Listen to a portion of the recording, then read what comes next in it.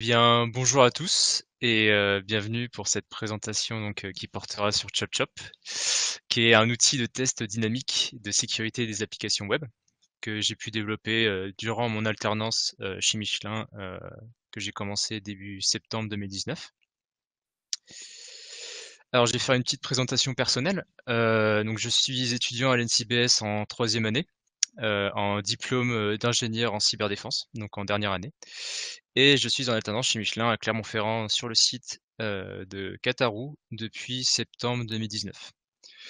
Je vais dire quelques hobbies, j'aime bien le rugby, l'infographie, la modélisation 3D, le développement et la sécurité informatique. Alors, la présentation, elle va se séparer en 4 grandes parties. Donc, premièrement, dans l'introduction, je vais expliquer le contexte autour de mon alternance chez Michelin et autour de l'outil ChopChop. La deuxième partie portera sur une étude de l'existant autour des outils de test de sécurité dynamique pour les applications web et donc la démarche DevSecOps qu'on a voulu apporter avec l'outil ChopChop. Ensuite, du coup, je vais présenter le vif du sujet, l'outil, son fonctionnement avec un cas concret d'entreprise, un exemple de configuration et ensuite des démonstrations donc qui sont enregistrées. Et ensuite une dernière partie sur le futur de l'outil avec une explication technique du concept d'architecture hexagonale que j'ai apporté donc dans l'outil ChopChop récemment, donc il y a à peu près 2 semaines et que je trouve qui est un concept intéressant. Voilà, ça ferait tout pour le sommaire, on va passer à l'introduction. Donc dans cette introduction, je vais expliquer le contexte autour de Michelin, autour de mon alternance, et ensuite le contexte autour de l'outil. Pourquoi on a réalisé l'outil ChopChop. Alors, je suis apprenti ingénieur en cyberdéfense à l'ENSIP, ça j'ai déjà dit. Je suis alternant chez Michelin. Alors, je suis dans une équipe qui se compose d'environ une dizaine de personnes qui sont toutes DevOps, donc qui travaillent sur des solutions d'automatisation d'IT et de provisioning. Et donc cette équipe est composée de personnes qui ont peu de connaissances cyber, sauf mon tuteur entreprise Paul Amar, qui vient du CERT, donc qui vient du pôle sécurité de Michelin. Donc chez Michelin, j'avais plusieurs missions depuis septembre 2019, notamment la création d'outils d'automatisation de sécurité. Donc, par exemple, des outils, donc un outil d'analyse de code statique en Golang, qui est un outil maintenant interne qui s'appelle Sherlock. Un autre outil qui s'appelle ChopChop que je vous présente actuellement, qui est un outil de test de sécurité des applications web en dynamique. Et donc ces outils en fait ont été créés afin d'être intégrés dans des pipelines d'intégration continue. Donc je vais expliquer un peu le principe d'intégration continue ensuite. Plus tard, pardon. Et utiliser donc ces outils seront utilisés par les équipes business de Michelin dans leur pipeline d'intégration continue. Et le but, c'est que ces outils puissent être utilisés par des personnes non spécialisées en sécurité informatique. Autre chose, j'ai fait donc une étude de l'existence sur des outils d'analyse de code statique. Je prends par exemple Trufflog, Gitfix, SSHGit. Trufflog qui est le plus connu parmi d'entre eux et qui s'est retrouvé avec le moins de score possible, on va dire. Donc le but étant de faire un état des lieux et de voir lequel est le plus performant. Et de l'outillage autour de la suite Artifactory. Donc Artifactory, ce sont des répertoires qui centralisent des packages, des containers. Et donc le but de l'outillage, c'était qu'on avait plusieurs instances Artifactory selon la situation géographique. Donc on en avait en Amérique, Europe, Chine. Et le but est de synchroniser le contenu de ces répertoires afin d'avoir les mêmes entités de package, containers dans chaque instance Artifactory. Donc c'est globalement ce que j'ai pu faire durant l'année 2019 de mon alternance.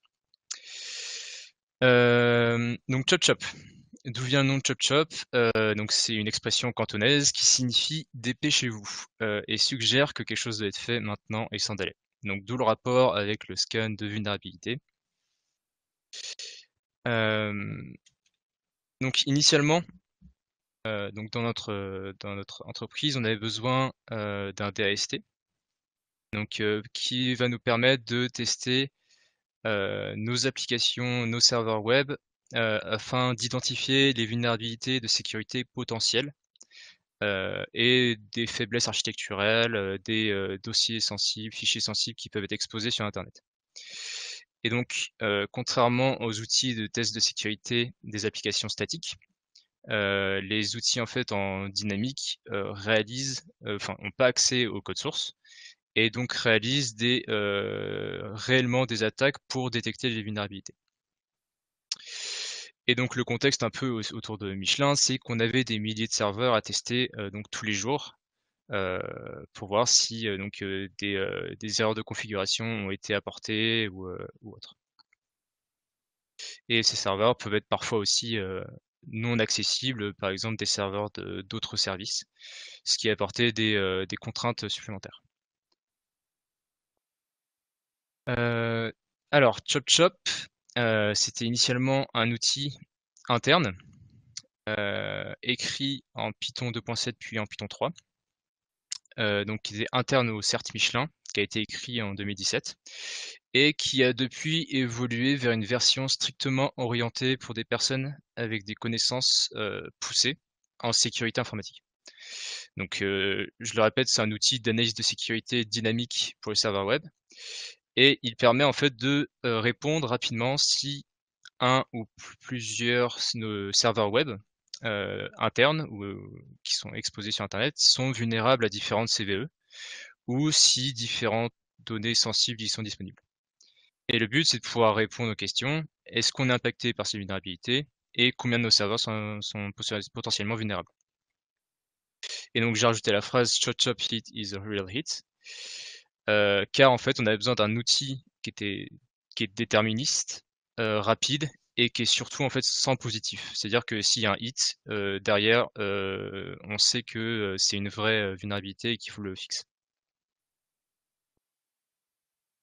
Donc l'objectif de ChopChop est de scanner une multitude d'endpoints. Donc je prends par exemple /.git/config et en fait d'identifier l'exposition de services, fichiers, dossiers sensibles, via des URL.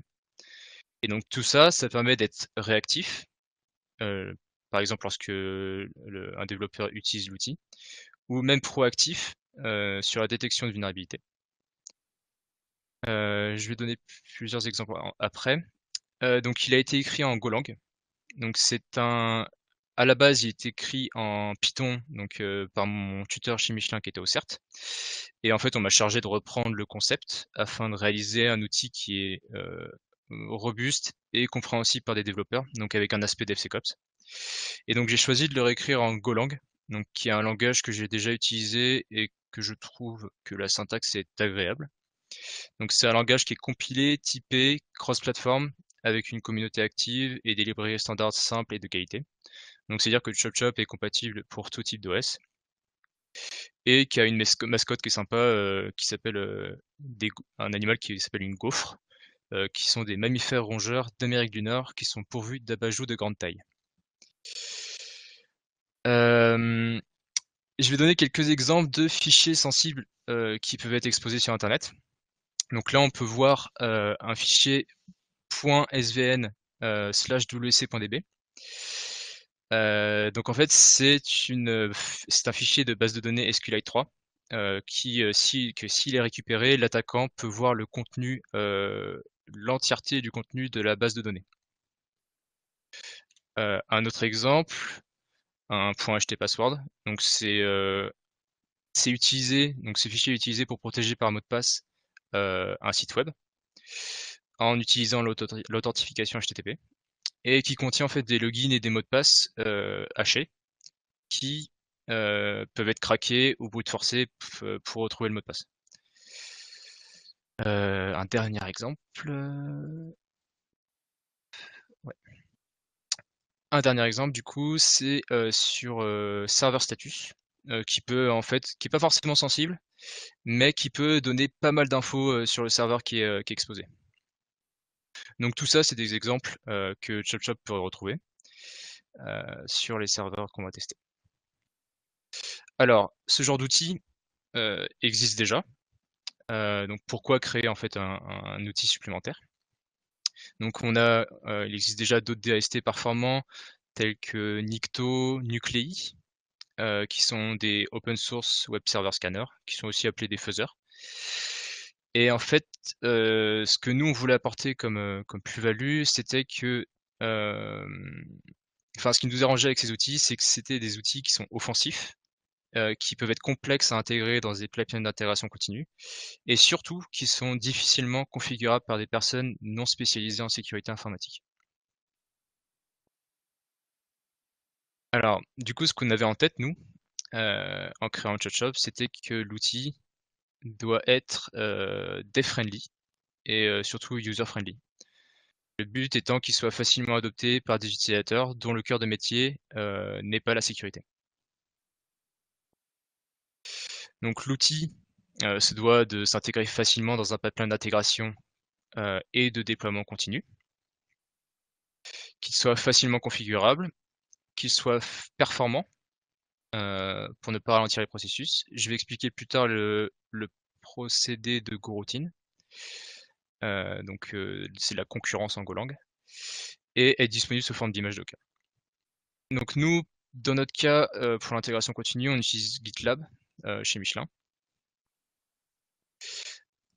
Donc pour ceux qui seraient pas à l'aise avec le principe d'intégration continue, en gros, c'est un ensemble de pratiques qui consiste à tester de manière automatisée chaque révision de code qu'un développeur peut push sur sa solution de versionning avant de le déployer en production.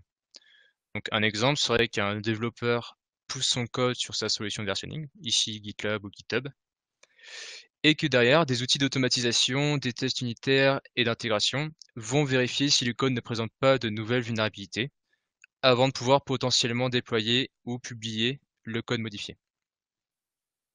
Donc ces outils, ils peuvent être déclarés comme bloquants.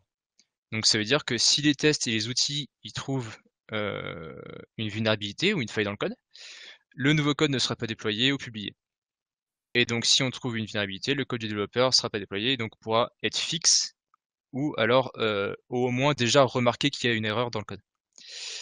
Et dans l'exemple de ChopChop, le but serait donc de tester nos serveurs web correspondant à certains projets internes à notre entreprise, afin de voir si des modifications dans le code ou la configuration du serveur correspondant au projet n'auraient pas de nouvelles vulnérabilités.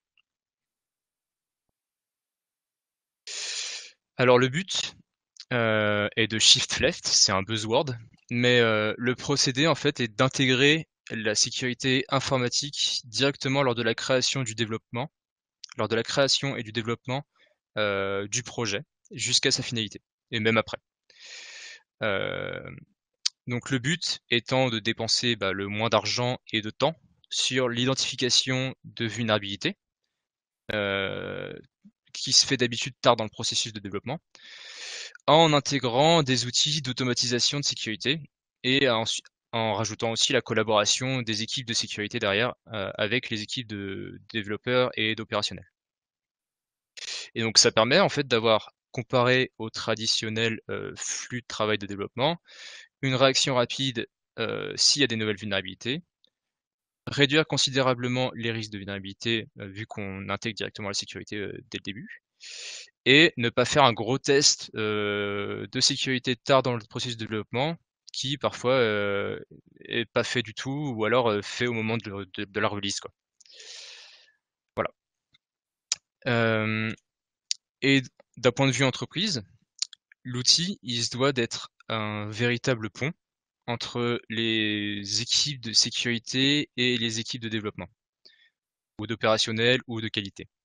Et on parle souvent donc en termes DevOps, pareil c'est un buzzword, hein, mais de wall of confusion, donc un mur de confusion.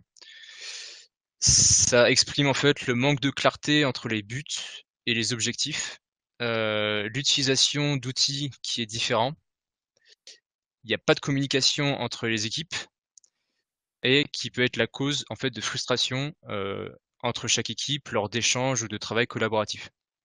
Et l'objectif des équipes de sécurité qui sont au milieu, c'est de parler le même langage que les développeurs et être là en soutien et les aider dans leur démarche de sécurisation. D'où le but d'avoir un outil qui peut être compréhensible par les développeurs et aussi par les équipes de sécurité.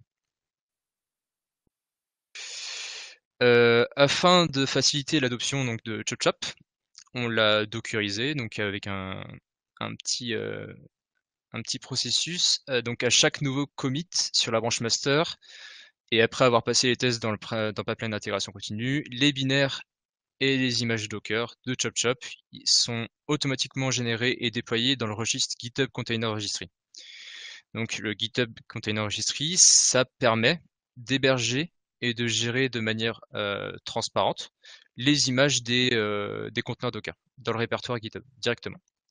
Donc si quelqu'un va sur notre page GitHub, il peut récupérer directement les binaires sans avoir à le build lui-même.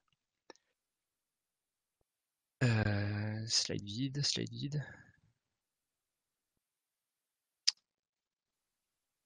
Ok. Très bien. Donc après avoir été passé en revue par Michelin, donc au bout de 4-5 mois de développement, et quelques réunions avec des juristes, l'outil a finalement été open sourcé en printemps 2020. Et donc a reçu un bon accueil et est donc le premier outil open source de Michelin. Et ensuite, courant août 2020, avec donc Paul Amar, on a réalisé une conférence DevCon AppSec Village. Donc je ne pourrai pas participer au concours, au prochain concours de l'OCR. Avec donc sur l'approche DevSecOps, l'utilisation et le développement d'outils en entreprise. Donc avec une présentation et une démonstration de ChopChop.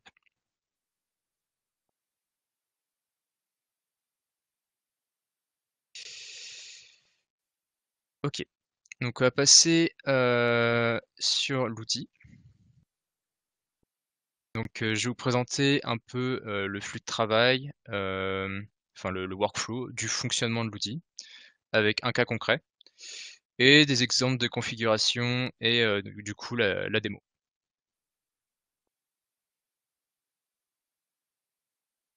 Alors, on a Nicolas, notre viking qui est développeur chez Michelin, qui veut tester les domaines de son service si des vulnérabilités potentielles s'y cachent et sont exposées sur Internet sans qu'il le sache.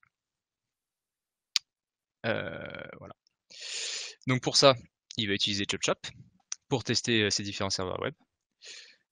Donc ChopChop, il comprend un fichier YAML par défaut qui contient environ 85 règles qui correspondent à des vulnérabilités à tester.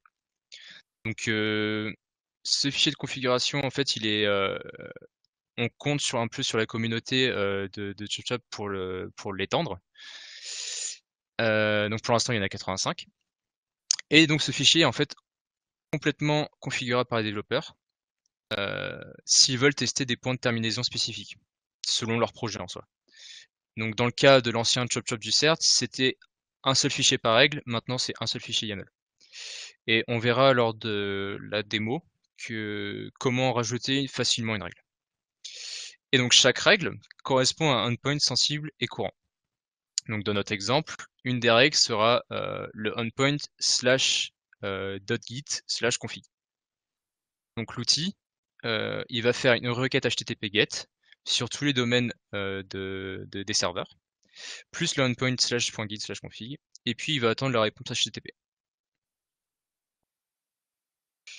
Les réponses HTTP vont être ensuite analysées via la règle qui est déclarée dans le YAML pour ce endpoint précis, donc /.git/config. Je vais vous montrer l'exemple d'une configuration de règle. Donc, dans un premier temps, on déclare le endpoint qui est concerné par la règle. Donc c'est celui dont on va envoyer la requête HTTP GET pour analyser sa réponse. Et ensuite, on va rajouter le contenu. On va lui donner un nom, donc git exposed, qui est censé être parlant. Un status code, donc là on a mis 200, c'est-à-dire que c'est la réponse HTTP qui est un succès, qui doit être retournée. Match, donc match c'est une liste de strings. Si une des strings est retrouvée dans le body, dans le contenu de la réponse HTTP, ça va être flag. Donc ça veut dire que si dans le content de l'HTTP response, il y a branch ou remote ou core ou user, ça va flag. Donc ça veut dire que si sur ce endpoint la réponse HTTP elle retourne 1.200 et une des strings qu'il y a dans match, ChubChub va directement le flag. Donc pour chaque règle, on donne une rémédiation assez simple à comprendre. Donc do not deploy .kit folder on production servers. Et une description, check that the Git repository is accessible from the site. Et on donne aussi une sévérité. Donc là, c'est assez grave que le repo Git soit accessible. Ensuite, il est possible de rajouter 2 attributs dans les règles, tels que headers, no match ou all match. Donc headers, donc les entêtes HTTP, on peut regarder par exemple si la réponse contient un certain type d'header. Par exemple, si on attend une réponse en JSON, on va mettre un content type application JSON. Pour nos matchs, c'est le contraire de match, logique. Si la réponse ne contient pas une certaine suite de caractères, on va flag. Ou pour all match, c'est match mais pour tous du coup, c'est si plusieurs suites de caractères sont présentes dans la réponse. Et il faut qu'elles y soient toutes forcément pour que ça flag.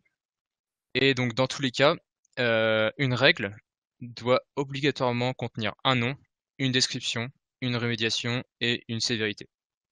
Donc une criticité de la vulnérabilité pour être accepté par ChubChub. Donc on revient à Nicolas, qui était en train de tester ses serveurs. Donc ces serveurs à Nicolas, ils ont répondu à la requête HTTP GET avec une réponse. Et ChubChub va analyser ces réponses et voir si elles correspondent à la règle qui est déclarée dans le YAML que je viens de vous montrer. Et donc pour le abcd.com, c'est les mêmes domaines. Bon bref, celui d'en bas. Apparemment, ChubChub a remarqué que la réponse HTTP contient bien un 200 et contient bien le match, donc core, branche, etc. et qu'il la flag et donc va le rajouter, va rajouter l'information en mémoire, enfin elle va être retenue en mémoire, pour être affichée à la fin du scan en forme de tableau ou alors formatée en JSON ou CSV si possible. Voilà.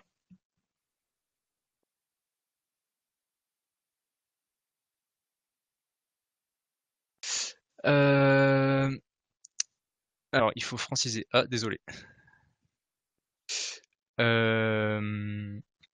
J'ai essayé de parler plus français. Non, Ah, c'était par rapport à la remarque de Nicolas, aucun rapport avec ce que tu disais toi. d'accord. Je me suis arrêté alors. My bad. Alors, du coup, c'est retenu en mémoire et donc montré ensuite au développeur Nicolas, qui pourra ensuite fixer les vulnérabilités trouvées via les rémédiations et donc les conseils qui sont donnés par l'outil. Et s'il y a incompréhension, le développeur peut demander à l'équipe sécurité de l'aider. Ok, c'est le moment de la démo. Donc c'était Jean-Philippe, je veux bien que tu prennes la main.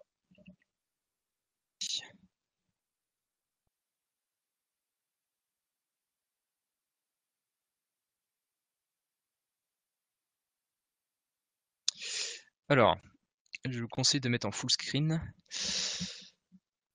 Très bien. Donc, dans un premier temps, je vais lancer un scan sur un serveur local. Je veux bien que tu commences la vidéo, s'il te plaît. Donc, je lance un un serveur local en Python 3 tout simple qui va écouter sur le port 8000.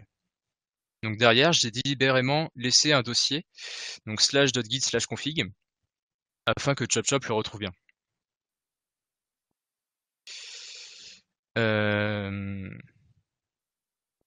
Voilà, donc on lance donc notre commande scan sur l'URL de notre serveur, et donc ça me retourne sous forme de tableau les différentes vulnérabilités qu'il a trouvées.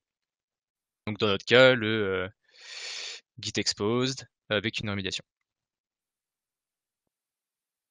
Et donc dans un second temps, je vais créer ma propre règle et mettre en place un serveur Go qui répond à cette règle pour que je chope le flag. Donc dans un premier temps, je voudrais que le endpoint soit la racine et que dans la réponse HTTP, il y ait la string OCROX, mais qu'il n'y ait pas la string I will not be in the HTTP response. Et je veux aussi qu'un status code de 200, donc correspondant à la réussite de HTTP GET, soit présent. Je peux ensuite donner une rémédiation, we are a mask to enter safe mode, et une description, Merry Christmas, et une criticité. Et le tour est joué, la règle est créée. Ensuite, dans mon serveur, je veux qu'il réponde avec la string aussi rocks lors de sa réponse HTTP. Donc ça, je l'ai rajouté dans le code. Et si on curl dorénavant sur notre URL, donc là je lance le serveur et je vais curl dessus pour voir s'il répond bien avec la configuration que je lui ai donnée. Ouais. Voilà. Donc il répond bien avec un status code de 200. Et dans son content, j'ai aussi Rocks. Donc logiquement, ChopChop devrait le flag, avec la règle que j'ai déclarée juste avant. Et donc maintenant, je vais lancer mon scan sur mon URL avec mon fichier de configuration personnel que je viens de créer, avec ma règle de OCROX. Et il retrouve bien donc sur mon serveur que à la racine, la réponse HTTP, il contient mon string OCROX. Je peux aussi lister les règles disponibles dans un fichier de configuration avec la commande plugins. Donc ça va ressortir sous forme de tableau. Donc là c'est le fichier de configuration par défaut. Donc là il y a 84 règles en tout. Et j'ai fait aussi le plugins sur celui que je viens de créer. Donc il n'y a qu'une seule règle qui contient la règle de OCROX. Et c'est à peu près tout pour la démo.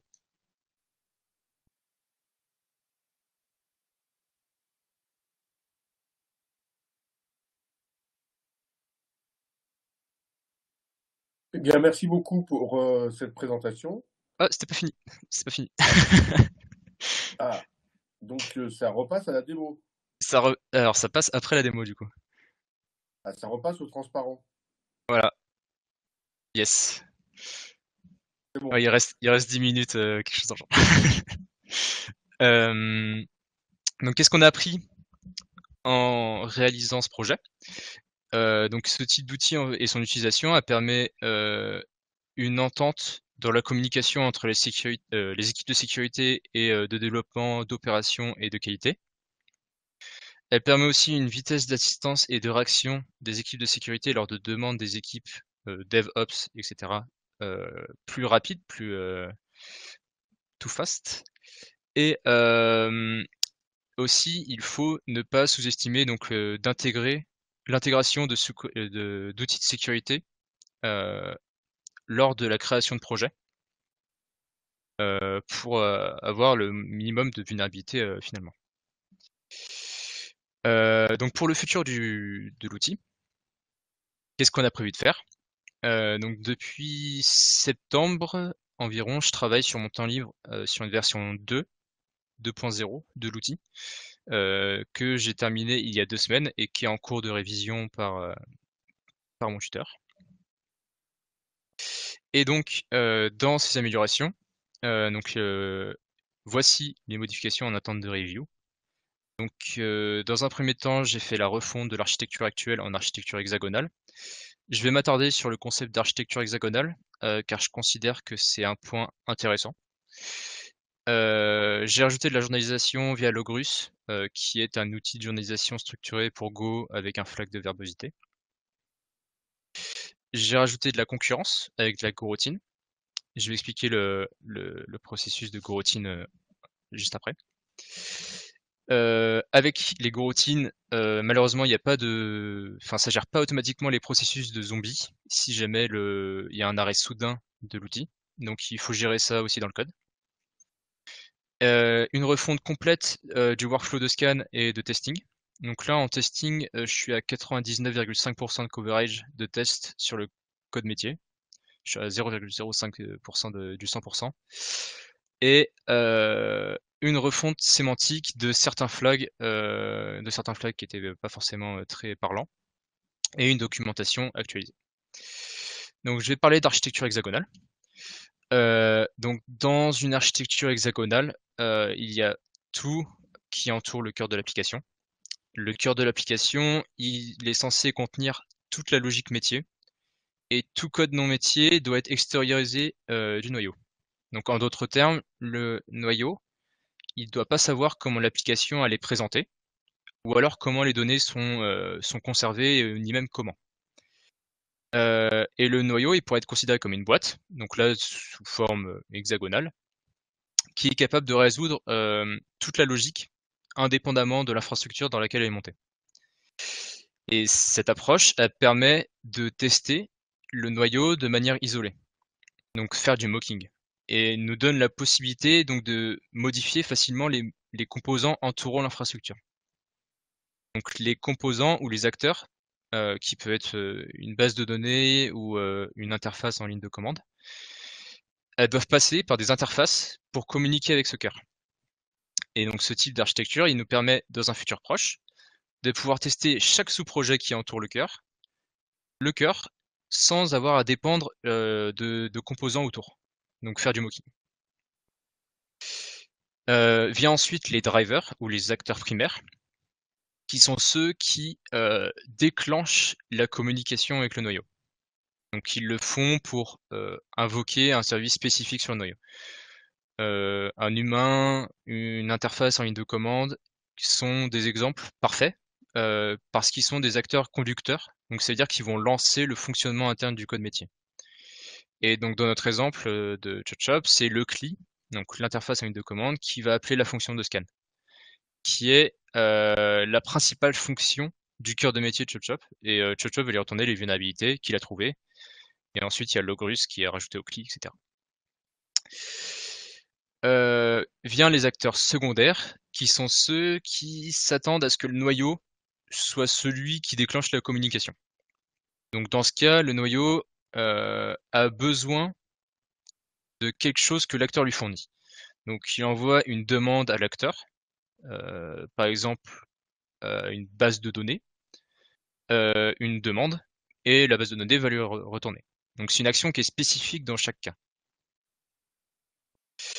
Et au niveau de la communication entre ces acteurs, comment ça se passe? Donc il y a d'une part, on a les ports, donc les petites sortes de cercles grises qui sont rajoutées, qui sont en fait des interfaces qui définissent comment la communication entre l'acteur et le noyau doit se faire. Donc les ports, ils font partie du noyau et ils définissent les interactions nécessaires pour que chaque acteur puisse communiquer avec le noyau. Et donc selon l'acteur, les ports, ils ont une nature différente et chaque action a chaque port a un cas d'utilisation spécifique.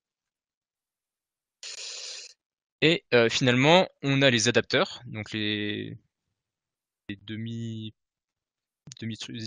de cercle bizarres gris foncé, qui sont responsables en fait de la communication entre l'acteur et le noyau, donc qui va s'adapter avec le port spécifique pour pouvoir parler. Et le but est de passer par des interfaces qui peuvent communiquer avec les acteurs. Et donc pour ChopChop, par exemple, il utilise une interface scanner qui permet au CLI, donc à l'interface de ligne de commande, de pouvoir lancer un scan d'URL. Mais derrière, je vais pouvoir moquer, donc je vais pouvoir tester les fonctionnalités de ce scanner sans avoir à passer par le CLI, par l'interface de ligne de commande, laissant du coup le cœur de métier indépendant. Et finalement, l'application en fait de cette architecture m'a permis à ce que ChopChop soit piloté aussi bien par des utilisateurs que par des programmes, des tests automatisés ou des scripts batch, et permet d'être développé et testé en isolation sans dépendre d'éléments externes. Je vais parler rapidement de la journalisation. Donc Logrus, ça me permet d'avoir des niveaux de journalisation selon le cas rencontré. Donc trace, debug, info pour le bas niveau, plus pour les côtés développeurs. Les autres sont aussi intéressants à remonter, donc des warns, des erreurs, des fatales et des paniques. Et du coup, parfois paniquer aussi. Je vais expliquer aussi rapidement ce qu'est une goroutine. Donc la goroutine, ça nous permet de faire de la concurrence. Donc une goroutine, c'est un fil d'exécution qui tourne en parallèle avec d'autres goroutines à l'intérieur d'une même espace d'adressage, donc de processus. Et en fait, ça permet de paralléliser les tâches en les répartissant sur plusieurs cœurs ou processeurs, pardon. Et donc le mot-clé Go permet tout simplement de lancer un appel de fonction dans une goroutine. Et en fait, de ne pas attendre un résultat. Voilà. Alors, Dream, enfin, ce qui serait bien pour ChopChop, ce serait une évolution, donc une évolution générale de l'outil, serait d'avoir une grosse communauté derrière l'outil, afin d'avoir une grosse base de données de vulnérabilité et que derrière ChopChop puisse avoir un maximum puisse flaguer un maximum de choses. Voilà. Et je pense avoir fait le tour de ce que j'avais à vous présenter. Donc je vous remercie pour votre écoute et n'hésitez pas à jeter un coup d'œil au projet sur GitHub et à contribuer si vous le souhaitez. Est-ce que vous avez des questions ?